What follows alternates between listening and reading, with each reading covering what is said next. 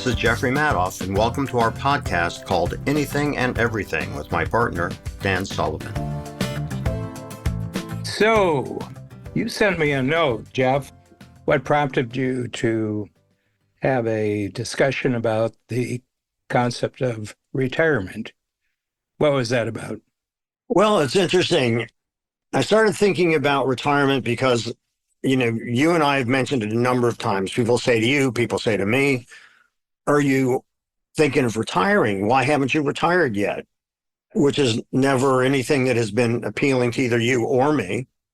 On the grand stage, one of the big things that's been going on now politically, and I'm not getting into the gradients or side of the aisle people are on, but that should a sitting president retire because of whatever the perceptions or realities are about the situation, I'm thinking, wow, so now retirement's taken on, aside from you and I knocking it around a few times, it's taken on this greater significance in our day-to-day life and asking questions, because the United States is in a unique place about retirement and how it regards it.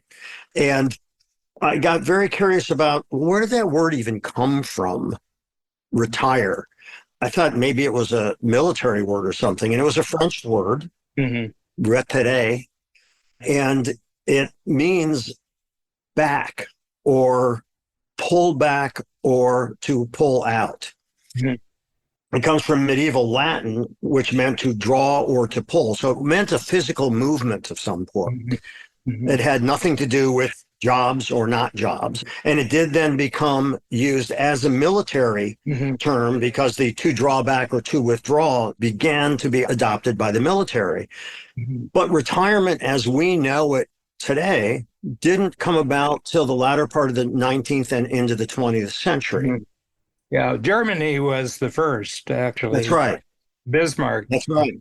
And they had a problem, and that is that what we would call communist revolutions happened across Europe in the 1840s. 1848 was a big note. There were major revolutions. The play, the movie Les Miserables, talks about a type of revolution that happened in Paris in 1834. Okay. And that was just a prelude to the 1848, which was Europe-wide. Paris has always been having, riots. Riots are not an unusual thing in Paris. But the big one in Paris was in 1871, after the French had been badly defeated by Bismarck's armies, the Prussian army. There was a real wipeout. They actually captured the king. Not the king, the emperor. And this was Emperor Napoleon III, I think, Napoleon III. But the Germans were really, really worried about this. And Germany doesn't exist as a country until 1871. Before that, it was just all these little principalities, lots of castles and everything, but it wasn't a unified country. And Bismarck is one of the great figures of European history because he actually pulled all this together. It was mainly because of the Prussian army. And there's a great saying about Prussia. Prussia wasn't a state with an army, it was an army with a state. And he, because of the power of the Prussian army, he was able to unify, and not in a militaristic way, but he just said, look, it'll make more sense if all of us are together. And they had some lightning fast wars against the Habsburg Empire, I think against Denmark, which were strong powers, and they defeated him rather handily. So he had a lot going for him. But he had one big problem. They had to industrialize really, really fast to keep up with the world. Germany was sort of a backward country, mostly agrarian. And Bismarck realized that it was going to be industry that gave you the dominant hand economically and militarily. And they had a problem. They had too many old workers. He said, we're going to have to pay off the older workers because all these revolutions involve teenagers and 20-year-olds, unemployed. And he says nothing causes a revolution like unemployed teenagers and 20-year-olds. So he created a thing called retirement where you would be paid not to work. You could stop working and we would pay you not your full salary, but we would pay you part of a salary. And then everybody starting at that point had to contribute from their earliest years into a fund that would then do it. So it's not a very old concept as we understand it today. It's 150 years old. Right, right. I mean, he started the first state pension system and it was in 1889, Yeah, which was interesting that that is how it started. yeah. And the United States doesn't have much in terms of mandatory retirement policy. There are some occupations, commercial pilots, mandatory retirement is 65, and air traffic controllers, again with the airlines, and military personnel, 55 to 65. And in some cases, it's interesting that in the UK, judges have a 70-year-old retirement age, but we don't really have that in the United States. It's largely retirement is like an individual choice. Mm-hmm. And that has a lot of knock-on effects, which I think is really interesting too. Social Security, saving for the future, employee sponsored retirement plans, which is essentially what Bismarck did, with the pension plans. I can't remember when it came about, but the Age Discrimination in Employment Act, which is fairly recent, but I don't remember exactly when it was, prohibits age-based discrimination, although we know it happens, for anybody over 40. Mm-hmm. And I think longevity has come to play in this also. Economic necessity has come to play in it, which I think is really interesting. Well, the entire financial services industry That's right. is That's based right. on this concept. Yeah. That's right. And in some countries like Japan, and there's several European nations, it's a problem because they cut back on population growth.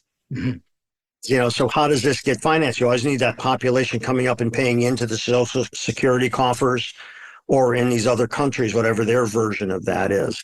So I think it's really interesting. And so I'd like us to talk about the modern concept of retirement and how did that evolve and what is the impact on the economy? And then we'll get into talking about how entrepreneurs look at, because they look at it distinctly differently, which is kind of interesting too.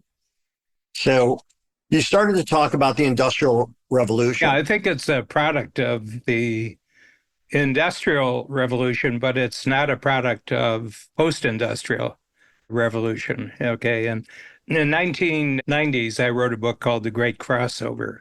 It was actually my first book. It's fairly up to date. And what I was predicting is that I read a whole series of articles from the technological writer of the New York Times in the early 70s. What got my attention is that the term microchip was just being introduced, because up until then, when Gordon Moore, who's famous for Moore's Law, which is that it seems that this thing which they called that in Gordon Moore's time, 1965, integrated circuit, it was the early attempt to electronically create greater speed of processing. Computation, basically, it's a computation.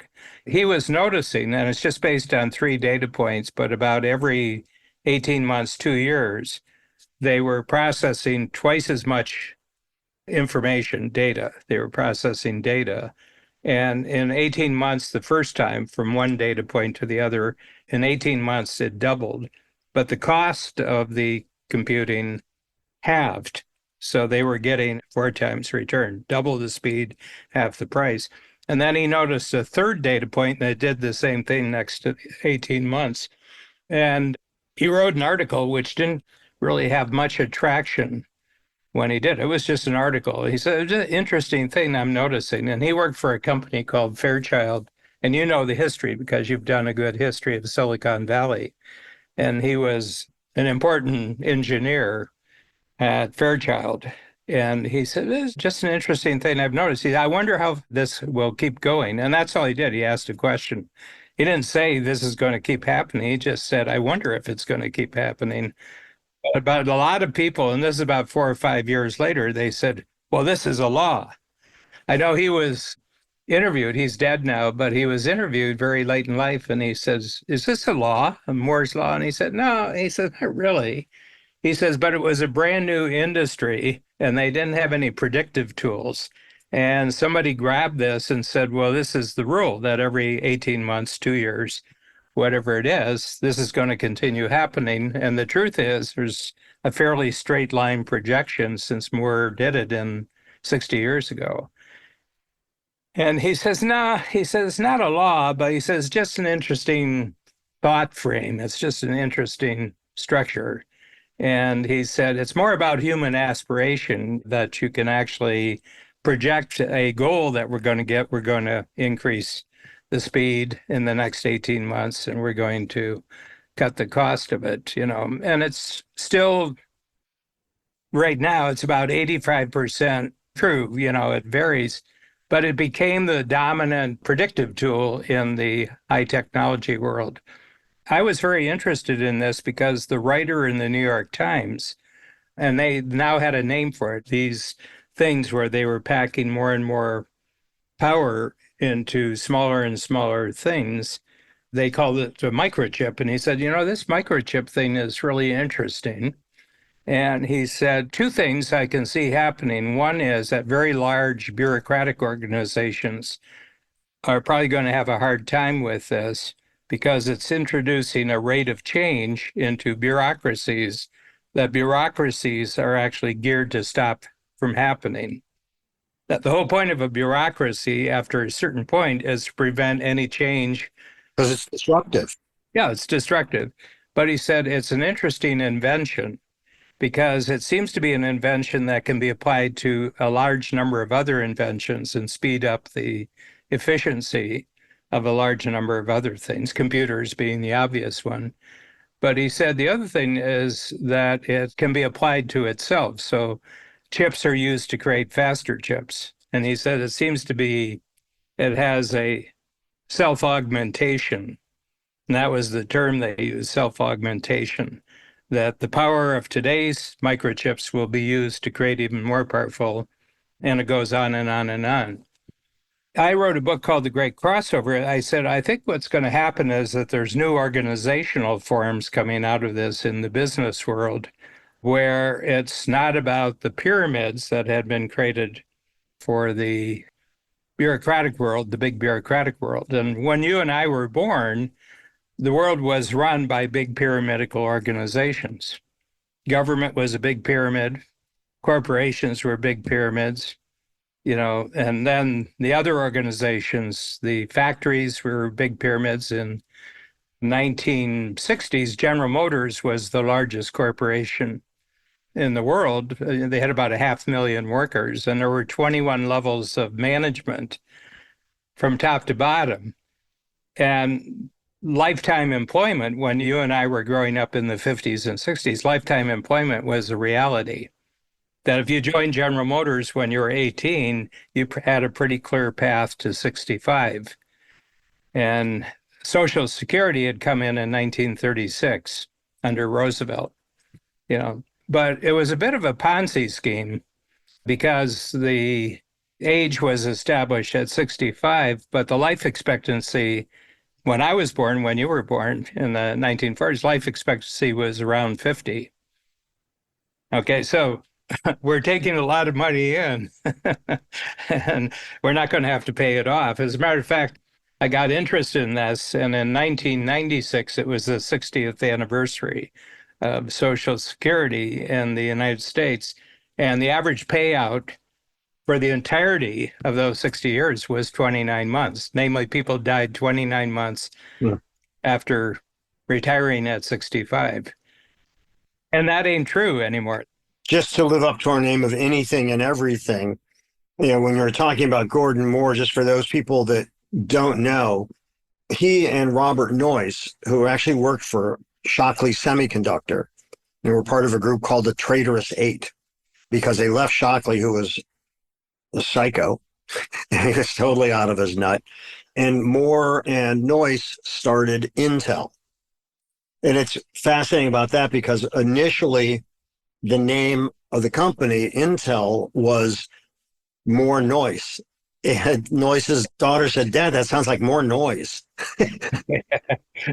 Which is true. And Intel, which people think means intelligence inside, because it was, Intel inside, was actually the integrated circuitry.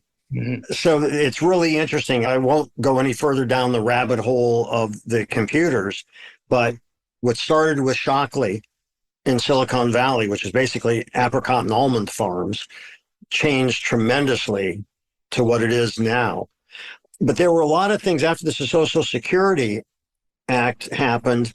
After World War II, pension funds started popping up all over the place, and wealth management started popping up all over the place. And then in the 60s and 70s, the concept of early retirement started happening. And I remember a dear friend of mine was going to get a master's in leisure studies. Do you remember that one? Because there was going to be the computer was going to eliminate paper. It was going to be the paperless office. And because they were so fast, there would be so much extra time that they needed people who could set up programs for all this leisure we were going to have, neither of which happened. The offices are not paperless, and people are working more than they've ever worked before. Yeah. But that was the thought then. And then in the 1980s, when they started realizing, as you were alluding to, that there's increased longevity Mhm. for whatever reasons. And I'm sure there were many, many people didn't want to retire. And they got into what was called encore careers, Yeah. doing something, their third act, so to speak, doing that sort of a thing. And so there's a big economic impact that came along with retirement also, which I think is really interesting. Might be interesting to touch on a couple of those because you talked a little bit about just the labor market alone and what that did, and longevity Mhm. and savings and investment. I mean, all those were relatively new. Yeah, it's very interesting. I have a couple stories about that. I haven't really stayed in touch personally with I think there were 56 18-year-olds that I graduated high school from in 1962. 1962, I graduated. And I haven't really gone back for reunions for the most part. But I remember the 25th, I went back, and that would have been 25 and 62. So it would have been 1987. The company existed. We had 4 or 5 employees. And I told them, I'm going back. And Babs went with me. It was the only time that Babs ever revisited my past or visited my past. So I came back. I spent, a Saturday and part of a Sunday with them. And I came back and they said, well, how was it? And I said, well, nobody came. They sent a bunch of old people in their place. They were 43 and they were talking about retirement, how long they had about retirement. Okay. And not many entrepreneurs in my class. They all had gotten jobs, but they were talking about, you know, and Jeff, if you've ever noticed that when people start talking about retirement, they start aging more quickly. Seems that way, yes. Yeah. So another personal story, about a month ago, I went back for a family reunion, and I have a sister 89, a brother 87, a brother 86, and then 2 brothers 70 and 72, and they're all retired. Mm-hmm. They're all retired. And to my knowledge, none of them knows exactly what I've been up to over the last 30 or 40 years. But they're intensely interested in why I'm still doing the thing that they've never asked anything about. Well, so that's a great segue into entrepreneurs. And do they retire at the same rate as the general population? And the answer is no, they don't. And so they have very different reasons for retiring and very different approach to it. They often retire later than traditional employees, and many, and here's 2 on this broadcast, continue to work long after retirement age. Mhm. So how do you see, since you've got clients that have been with you over 30 years, how do you see retirement factoring in Can you assign rough percentages to how many you see, or how do they even approach or talk about retirement? Or are there those that just keep going and that's not even a topic of discussion? Well, I've got two or three who are in Strategic Coach, and Strategic Coach is a pretty good framework to be looking at because I have a lot of clients. I have 50 who have been in the program more than 30 years. Okay, now I don't coach all of them, but I do know quite a number of them. And my longest continuous entrepreneur that I've seen continuously every quarter, we operate on a quarterly basis. He'll be 37 years in the program. I've seen him every quarter. And what's really interesting is that he's a retirement specialist. He's a financial advisor. We talk a lot about it. We're friends in the sense that we know each other, but we really don't socialize at all. I see him, once or twice a quarter now because I do virtual workshops and he's taken advantage of those. He looks great. He's 73, 74. He looks great and no plans whatsoever. He runs marathons at 73. Oh, good for him. Yeah, he's in good shape, but he's alert, he's curious, he's, responsive, he's resourceful, and he's creating new things in his business. But essentially, all his clients are people who haven't followed his example. A lot of them are entrepreneurs, but I would say just to, pull a number out, I would say that most of my clients go at least 10 years beyond 65. And do some of those not retire, but actually continue to start up new businesses?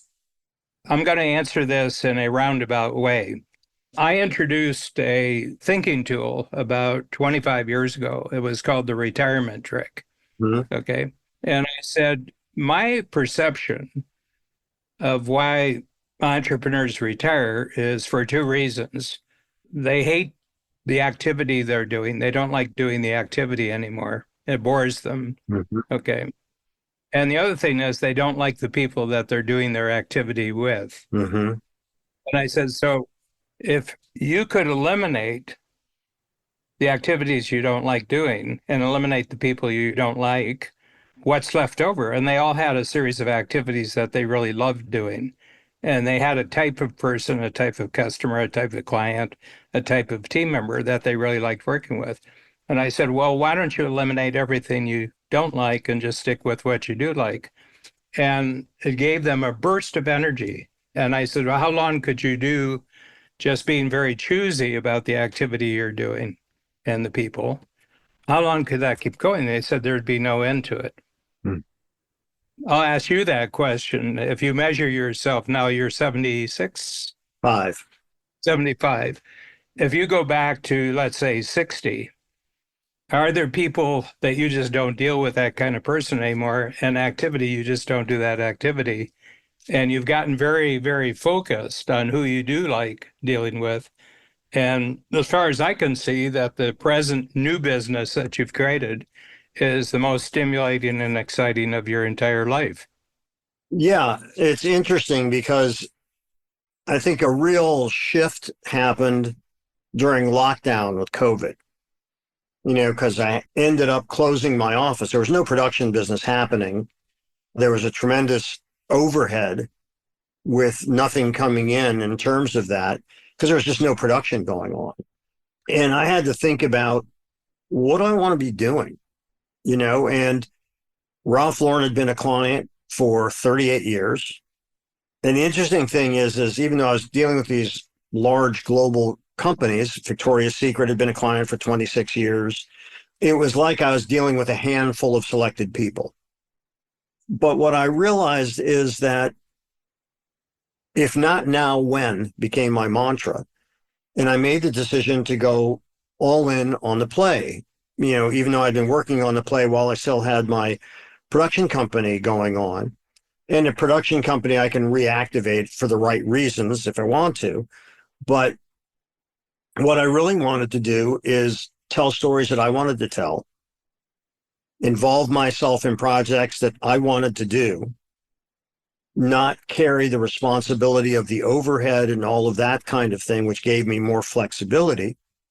And I had zero stomach for trying to solicit business, and I was very fortunate because I rarely had to. Over the 45 years I ran my company, almost never had to solicit business, which was very good.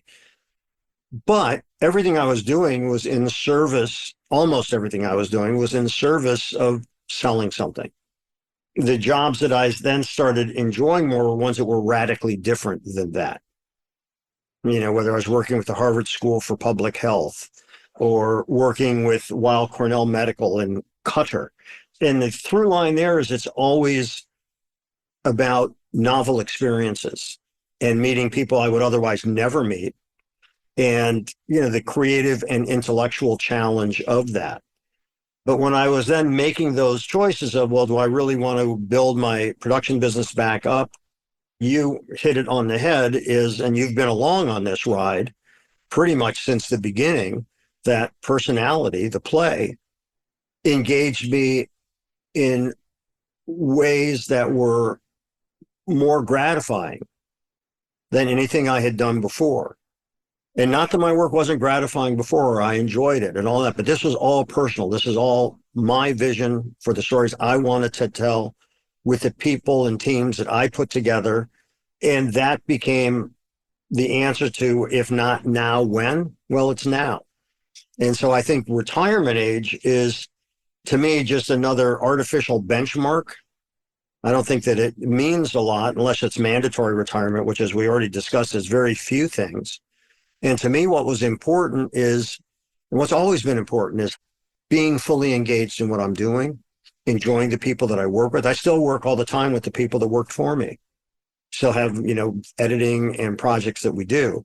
But your phrase, which I love, which is make your future bigger than your past, that's what I've done with the play.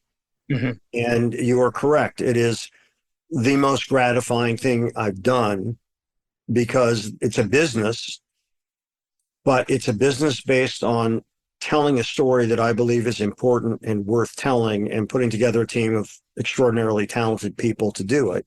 Mm-hmm. And it's been really great. Mm-hmm. Retirement, though, was never a temptation, but I wanted to change what I was doing. Mm-hmm. I've never really given it much thought, it was like, would I retire? It's not that I made some sort of profound decision, I'm not going to retire. It's just that everything that I was working on had a future that was bigger than the past. Mm-hmm. That just really struck me that you can luck into that, or the choice that you make is always make what comes next more interesting than what you were doing before. And I think that from an observer standpoint in relationship to you, this project just keeps getting more interesting. Well, you're right. I mean, it does. And you're meeting all sorts of new people. I mean, we just got a really great update on where the play is. You send it through to everybody who's invested in personality. West End of London for a play is really a big deal. I mean, this isn't Topeka we're talking about here. Nothing wrong with Topeka, but it's not a theater center. But it really struck me. And then you're meeting all sorts of new people, the two management teams, to get you a theater in London and to have a production in a theater. That's one company. Yeah. And the other one is a casting company. That's right. Which is crucial for moving your story across the ocean to another country. That's right. It's a storytelling culture. Yeah. What's the guy's name? Shakespeare. I think he wrote a few things. Yeah. Good stories. Yeah. Yeah, it's very, very interesting. But one thing is that you have to talk about percentages here, that in 1974, when I started my coaching company, coaching entrepreneurs, I was just checking, well, how big's the market for this? And just using some straightforward data, one of them being, who does the tax department consider to be an entrepreneur? And it's about 5% of taxpayers would come under self-employed or, something along those lines. It was 5% in 1975, and last year it was 5%. Isn't that interesting? Yeah. Because I would have thought it would have grown substantially. No, It hasn't. no. I didn't know it was only 5%. I thought it was Yeah. greater than that. So But people say, well, what's stopping more people from being entrepreneurs? I said, probably there's no need for them. I mean, the ones who tried to be entrepreneurs and they're not entrepreneurs, there was no need for them. Okay. But I think the ways in which you can be an entrepreneur has expanded enormously from 1975. yeah, I mean, I think that there were things when I started my business, the mere fact that I was a very early adopter of having an answering machine, then I ended up building my first computer. But there were things that I could do and get started where I could keep overhead low. Yeah. That in itself, now those capabilities have expanded tremendously. It's interesting because you're right. I love meeting new people. I love the new creative and intellectual challenges. I love the ongoing collaboration with the creative team that I have, that we're going to be seeing new potential cast members remotely first. But it's interesting. The idea of, I've never made a profound decision, I'm not retiring. That was just never anything I even considered. Yeah. I mean, we're both healthy, and I think that makes a big difference. Huge, huge difference. Yes. And both of us from early always knew how to make money. Yes. That's right. That's right. I think that one of the reasons that the number of entrepreneurs hasn't grown, and it's kind of interesting, there are certain stats that kind of say stay the same. Well, they have grown because the population is much bigger. So But the percentage, 5% and 50 years later is quite a bigger number of people. correct, but it's still 5% of the whole because all those things have grown too, Mhm. you know? So it's still a small percentage. But I also think in terms of entrepreneurship, a lot of people have delusional attitudes or ideas of what it means to be an entrepreneur. And so they think that, oh, I can manage my own time and do all these things. And every entrepreneur I know works harder than somebody who has a job, Mhm. a normal job. Not necessarily longer, but harder. Yeah, that's right. That's right. Yeah. So I think that the attrition rate happens because most startups fail. Mhm. So there's that attrition rate. And, I think that COVID was an accelerant because a lot of people had to think of other ways to make money. Mhm. And so I think that there was an accelerant for a while. But you and I were talking earlier before we started recording about lifespan, longevity.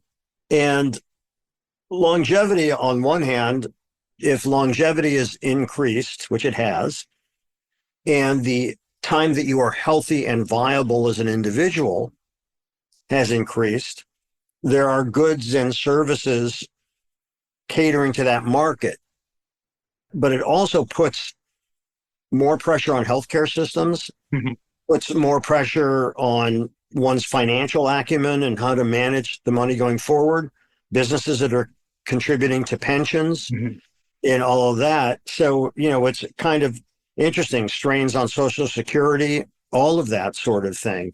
So I think that longevity, and there's talk about raising the retirement age. Well, the current revolution in France is precisely because they raised and one of the reasons nothing is ever the result of one cause, but Right. one of them was that Macron, who's been the president in France, he raised the retirement age from 63 to 65.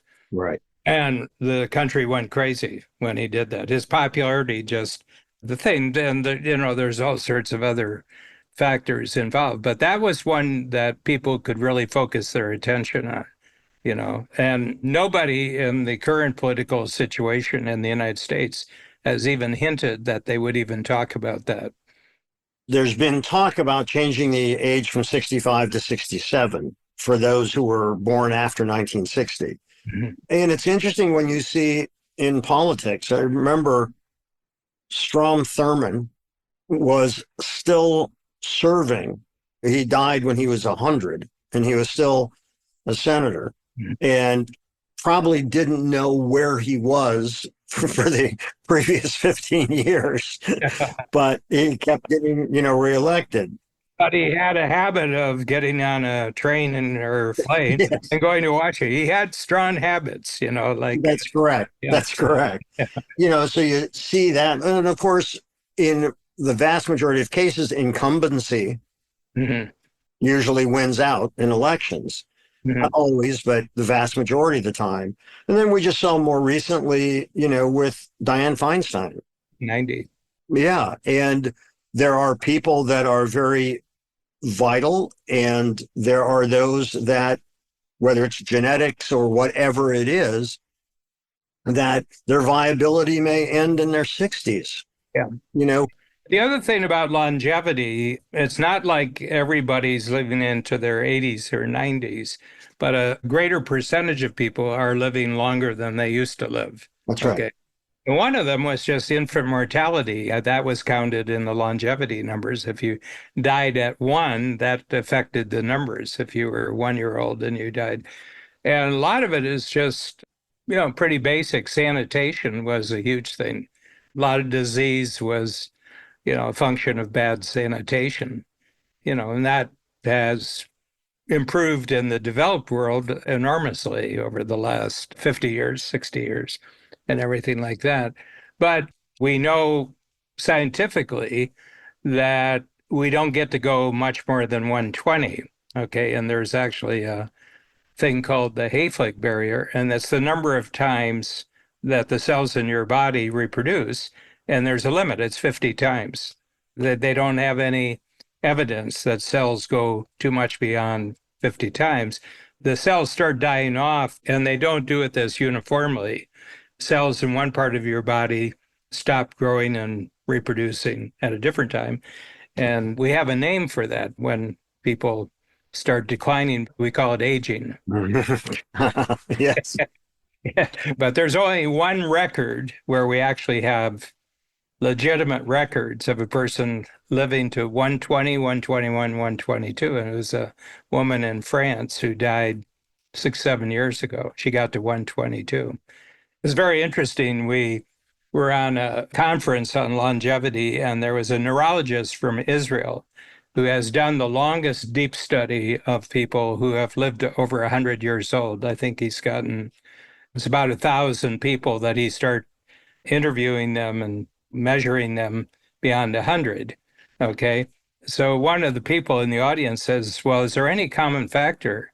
And he says, as far as I can tell, alcohol every day is the only thing that he said, you're asking me a question, what they have all in common? He says, the only thing we could find was once a day they had alcohol. He said, but that doesn't mean that persistent alcohol use is going to allow you to live longer. It's just this happened to be the one that they did. But they have nice numbers now. They have some large populations that they can start measuring. Another factor, he says, there are people who never worried about how old they were. Hmm. That has a lot to do with it. It's just, do you think you're old because of a certain age? Well, yeah, I think your own sense of identity. I mean, I also think, by the way, that's what keeps some of us continuing to work. We love what we do, but it's also who we are. Mm. And where some people look forward to retirement, to me, what I'm doing is gratifying and fulfilling. Mhm. And I can't think of something that I would rather be doing Mhm. instead. And again, we go back to the word, and it means to withdraw or pull back, Yeah. Yeah. And that's not an appealing thing because, like, militarily, which is now the most common usage of pulling back, now that stupid term stand down, whatever the hell that actually, I don't even know what the posture is on that stand down. But it's when we get into the question of longevity, there's financial repercussions. Mhm. And there's also repercussions oftentimes within families, if it's an elderly parent that needs care, the costs of all of that, and so on. And their retirement pensions and monies and healthcare don't necessarily cover that stuff. So, there's pluses and minuses. And where I'm going with this is what we were discussing before we started recording. Older people in the workplace, and assuming that you are of reasonable and stable health, older people in the workplace, on one hand, you could say that leads to less innovation. On the other hand, you have more people who know how things work. Talk a little bit about that because you're talking about that before we started recording. I'll take it back to COVID, that COVID is a great historical event. I remember growing up in the 50s and 60s, and people talked about the Great Depression, the period of the 30s. That was a very formative experience for a lot of people who were then in their 30s, 40s, in the 1940s and 1950s. And, having a good job really became important to them. The thing that I find interesting about this is that if you want to use the word job, I've always had good jobs. Mm-hmm. Main reason is I created them. Mm-hmm. Right. Yeah, for 50 years at least. I mean, the last time where I had an employer was 1974, 1974. We're writing a book right now called Casting, Not Hiring. And I think the title of our book really applies to what we're doing. And that is that entrepreneurs cast themselves in a role that they can keep expanding that role. Their role is not a job. They're not accountable to a boss. So what other people are doing at particular ages is of no interest to them because they actually don't have a job. Mm-hmm. They have a role, and the role is related to the people that they're working with right now on their next best project or their next biggest thing. So it's not a job by any definition that other people would consider to be jobs. Well, and what's cool to me about our book is we're exploring new ideas. We're looking at things differently. Yeah, I think we're defining a differentiation in the whole subject of work that nobody's ever gone this deep with it, the book that we're doing right now. And so when you think about at our age, We'll have to remind each other. well, the thing that's so cool about it to me is when we started to talk about it, and then that sparked your interest and wanting to do the book. And, you know, the whole idea of exploring that whole new modality about how you look at hiring and so on, to me, I can't imagine doing anything other than staying curious and wanting to discover other things and thinking about things differently. And it's a good example. Most people certainly don't do well financially off of books, but we might, who knows? Yeah. But the point of it is that exploration and that process. And I think that's another important thing is if you enjoy the process of what you do, and there are times that doing that process is difficult, but if you enjoy the process of what you do, why stop doing it? Mm-hmm. And I think that retirement, that pulling back, that pulling out isn't appealing. You know, I don't golf. I don't play cards. None of those things are interesting to me. What's interesting to me and lights me up is new ideas to explore. Yeah. And new activities and new results that new goals Exactly. that come out of the ideas. Exactly. Yeah. So what do you think are some of the misconceptions about retirement? Well, first of all, you have to accept that you and I are exceptions to a rule. I'll accept and embrace that. Yes. So I don't have any argument of what's the rule for other people. It's just that I'm an exception to it. Uh-huh. And not just about this rule. Mm-hmm. And I'm a great believer in rules. You have to have rules for people who aren't going to think about it. Well, But I'm sure that you've given thought, and not just recently, but 30 or 40 years ago, that at a certain point, I'm going to need some capital. oh yeah. Yeah. I passed that point probably about 10 years ago that I could easily get to 100 with the capital that I have. Our lifestyle costs haven't increased. Babs and I, she's 73, I'm 80. And what we enjoy in life that you have to pay for lifestyle and that it's only affected by inflation. I mean, it doesn't go up except for inflationary reasons because we more or less follow the same pattern from one year to the other. There's certain places we like going to, there's certain activities we like doing, and that's part of our budget. And we could do that right now until we're 100 and everything's okay. Okay, providing my health's okay and her health is okay. Yeah, and the misconception is, first of all, we both agree that we're not suggesting that people shouldn't retire. They should do what they want to do. But you should always, I think, reflect on why you're making the choices you're making and why you want to do it. There are people that look at retirement as the award. Thank goodness we're not in that position, but they look at retirement as the reward for decades of hard work. Well, decades of not doing what they would really like to do. That's right. Yeah. Yeah. Yeah. Well, I started doing what I really liked to do when I was 30. Yes. I fortunately even started earlier than that. Yeah. And there's certain things that I thought I'd like to do that I learned that I didn't want to do. And I think that there are two factors that I always heard adults talking about when I was a kid. These are the only two things that adults seem to agree on. One was how fast time goes. And it seems to me like every week now it starts on Monday and then it goes to Thursday, Friday, Saturday. And somehow it's just going that fast.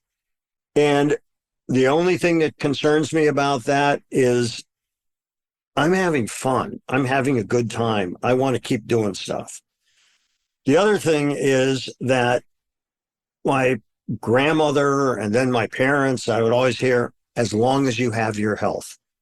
And that's really true because your options go away when that. And I think it's incumbent on all of us, because these are choices that you make. Now, sometimes just you're dealt a bad hand genetically and that's the way things go.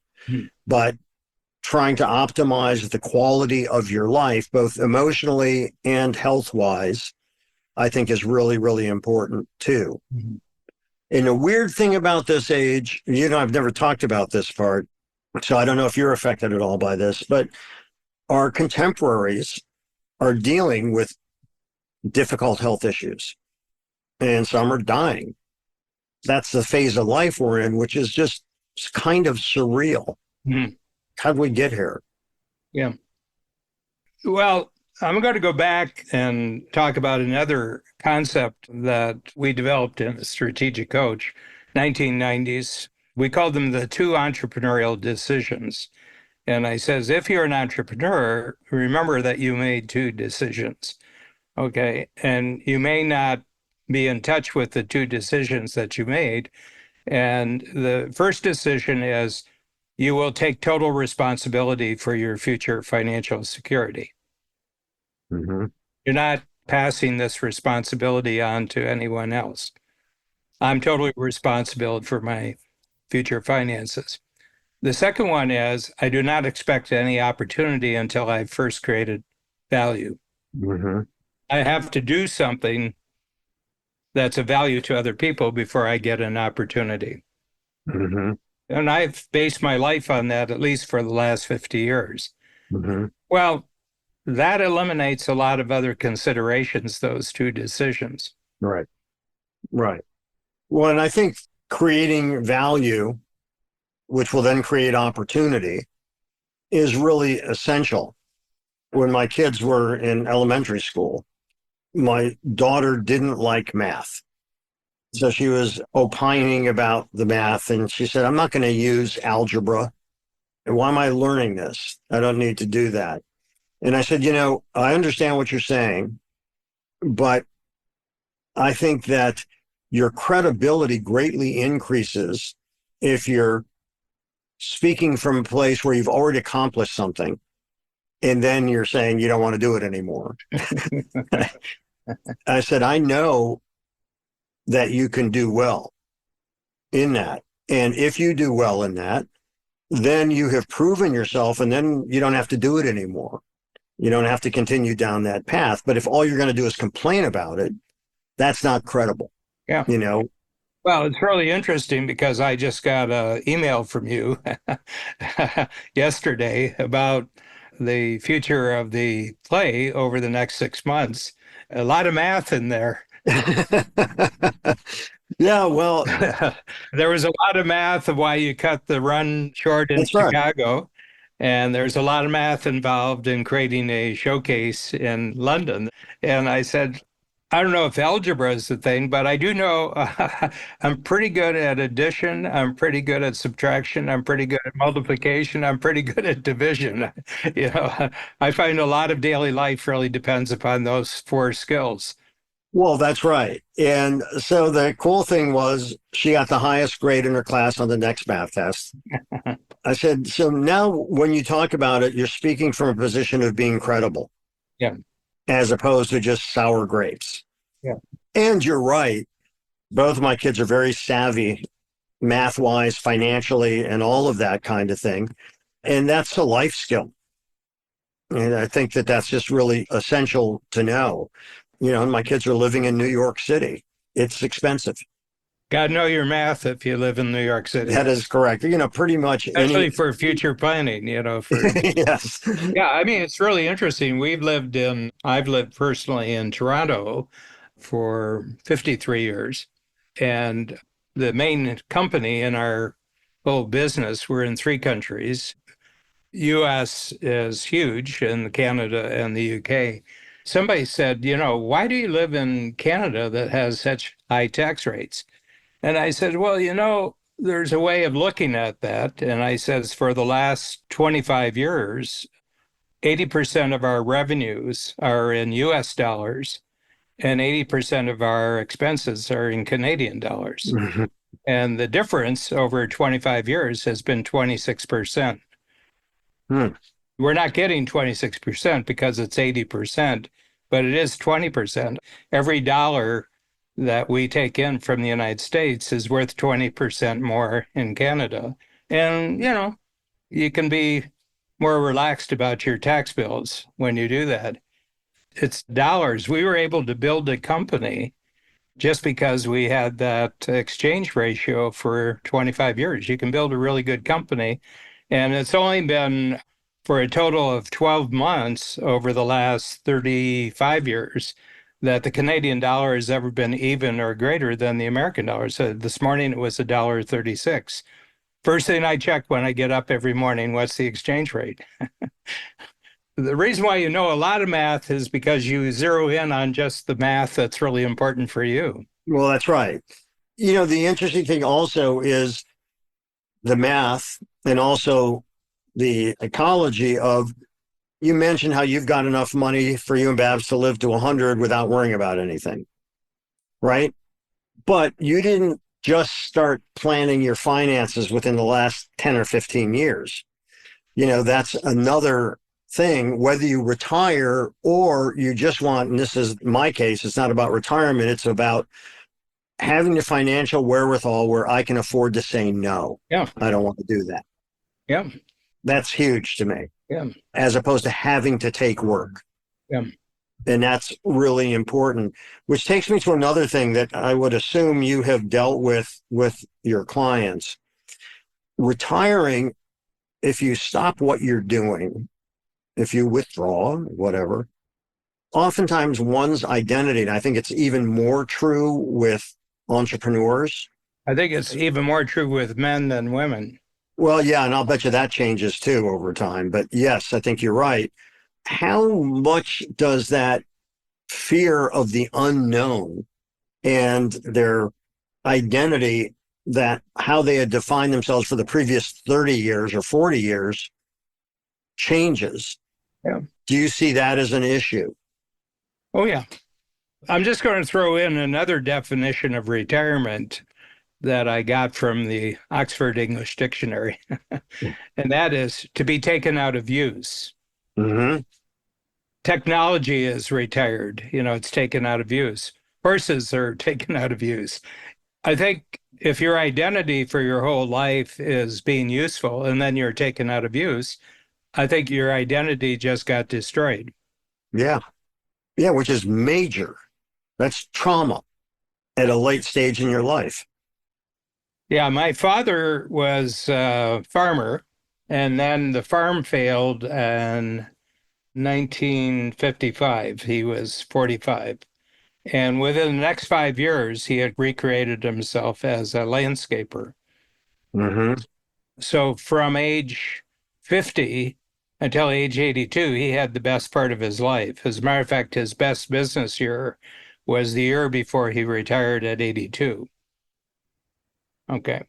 And left my mother really well off and everything like that. And I remember talking to him. And one of the things I noticed one day I went home and I said, Dad, I'd just like to go around because you go out and you visit all your jobs. I'd like to spend the whole day with you. And we'll go. And I always chatted a lot with my father. So it was an easy day. And I discovered some interesting things about my father's work, that the actual taking care of plants, taking care of lawns, taking care of shrubbery used up about 20% of his work hours. The other one was socializing with his clients. And all his clients were women because their husbands had all died. He was the man in a lot of these women's life. Hmm. I'll just recreate the script of what went on in these social events. And we did about 8 of them in one day. So I remember it. Mr. Sullivan, oh, Dan, your father is an amazing man. I talk to everybody, all of us women. We talk about Mr. Sullivan, what he can do when he's 80 years old, what he can do, and he's just amazing. I wish my husband had had his health. I wish my husband, and it was just nonstop, this positive feedback. It was all applause. He had 20% of actual work and 80% of applause. For a theater company, that's really great. Yeah. It's really great. And it was that interaction with his appreciative clients that kept my dad alive. Hmm. So he's 82 in December of 1992. He's 82. He says, that's it. I'm not going to do it anymore. Died 9 months later of prostate cancer. Okay. He didn't have anything going that would recommend prostate cancer. He had high blood pressure under control. He had high sugar under control, and he had had it for 25 years. He smoked 3 packs a day until he was 60. Okay. And he hadn't smoked at all. So there was nothing about what causes prostate cancer. Well, all men have prostate cancer inside of them. Okay. But if you have a future bigger than your past, your body say, not yet, not yet. You can't do it yet. You're getting nearer. Getting nearer. I had prostate cancer in 2016, and 70% of men have the cancer in their body. But if you don't have a reason to die, it doesn't give any encouragement to the cancer. But the day my father didn't go out and meet with his clients, he didn't know who he was. Right. And I think that so much of our identity is derived from what we do. But yeah, so I think it's a really interesting topic, especially, frankly, at our age. It's an interesting topic Mm-hmm. and something that was never viewed as desirable by either one of us. And how tied up one's identity is with what they do. I am always willing to be judged by my enemies, by people that I don't like, because the important people in my life, what's there is so meaningful. We're on to next Sunday. Yeah, I got a lot out of it. I would say probably since age 60, it's been a conversation that other people want to have with me. And it's not a conversation that I really want to have because it's meaningless to me. And that is that the next quarter is going to be better than any quarter I've had before. And if you think in terms of not individual effort, but in terms of teamwork, that's very good. My ability to create teamwork at 80 is 10 times better than it was when I was 70. Mm-hmm. Using other people's skills Mm-hmm. and giving other people purpose for their skills. Which is a whole, by the way, other thing tied into identity and purpose in Yeah. terms of. Yeah. Anyway, so far, so good. Yeah. Yeah. I'm happy with this podcast. Well, I think that we have stayed within the perimeters of of anything and everything. yeah. And I think we were getting nearer to both of those concepts. Yes. Yeah. So I'm Jeff Madoff with my friend Dan Sullivan. And don't retire from watching this podcast. Thanks for joining us today on our show, Anything and Everything. If you enjoyed it, please share it with a friend. For more about me and my work, visit acreativecareer.com and madoffproductions.com. To learn more about Dan and Strategic Coach, visit strategiccoach.com.